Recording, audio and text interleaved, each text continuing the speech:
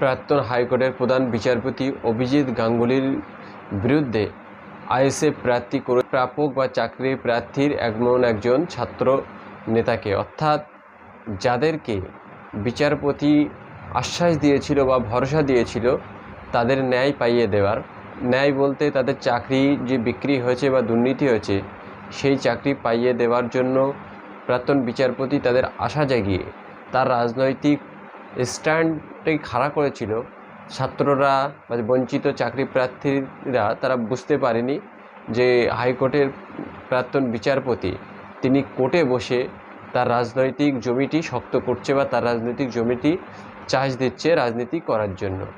এখন এই হাজার হাজার চাকরি প্রার্থীদের মিথ্যা প্রতিশ্রুতি এবং আশা ভরসা জুগিয়ে যে কিনা তার আখেরাত গোছানোর জন্য রাজনীতির ময়দানটাকে ভালো করে নিয়েছে ছাত্রদেরকে সামনে রেখে, সেই ছাত্রদের মধ্যেই এমন একজন ছাত্র যাকে প্রার্থী করেছে আইএসএফ।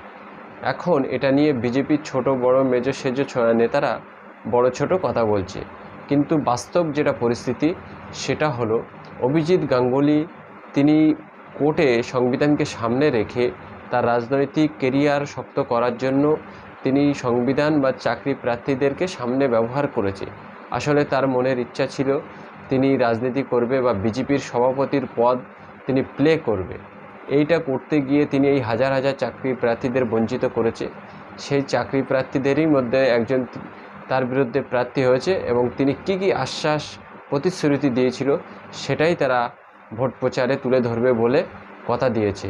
এখন দেখার বিষয় এই যে বিচারপতি নামক বিজেপি সভাপতি যিনি কোর্টে বসে বিজেপির জয়গান গাইতো তার ভবিষ্যৎ কী হতে চলেছে।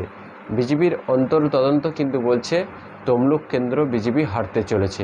দর্শক, অবশ্যই আপনারা আপনাদের মতামত কমেন্ট বক্সে জানিয়ে যাবেন।